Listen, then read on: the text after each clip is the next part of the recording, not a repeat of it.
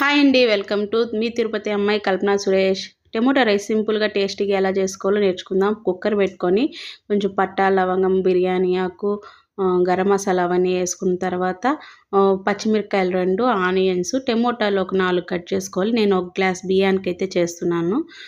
ఇంకా ఆనియన్ అయితే ఒకటి కట్ చేసుకున్నాను. ఇంకా ఆనియన్ ఫస్ట్ వేసి బాగా వేయించుకోవాలి. తర్వాత కొత్తిమీర కరివేపాకు కూడా వేసుకోవాలి. తర్వాత అది వేగినాక టమోటాలు ఎత్తి వేసుకోవాలండి. టమోటాలు కూడా బాగా కొంచెం వాడిన తర్వాత కొంచెం పసుపు, టమోటాలకు సరిపడేంత వరకే ఉప్పు వేసుకున్నానండి. అవి బాగా వేగుతాయి కదా ఉప్పు వేస్తే అని. కాసేపు మూత పెట్టేద్దాం. వేగిన తర్వాత కొంచెం ఒక హాఫ్ స్పూన్ అల్లం వెల్లుల్లి పేస్ట్ వేసుకోవాలి. ఎక్కువ వేసుకుంటే టమోటాలు ఫ్లేవర్ అనేది తెలియదండి. కాబట్టి అల్లం వెల్లుల్లి పేస్ట్ ఒక హాఫ్ స్పూన్ వేస్తే చాలండి. ఇప్పుడు మొత్తము పచ్చివాసన పోయేంత వరకు వేగిన తర్వాత ఇప్పుడు కారము, పచ్చిమిరపకాయలు వేసున్నాం కాబట్టి దాన్ని బట్టి వేసుకోండి. ఇంకా ధనియాల పొడి వేసా. ఇంక ఇటువంటి మసాలాలు ఏం అవసరం లేదు.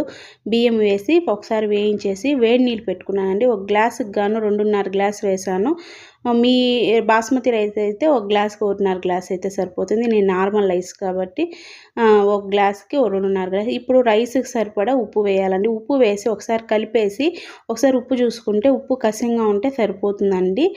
అంటే ఉప్పు నీళ్ళలాగా ఉండాలి. ఇప్పుడు ఈ విధంగా తెల్లినాక మూత వేసేసి ఒక 3 విజిల్ అయితే పెట్టేవాళ్ళు. టమోటాలు కాబట్టి పుల్లగా ఉంటుంది కాబట్టి గబాను ఉడకదండి. అందుకని 3 విజిల్ పెడతాను.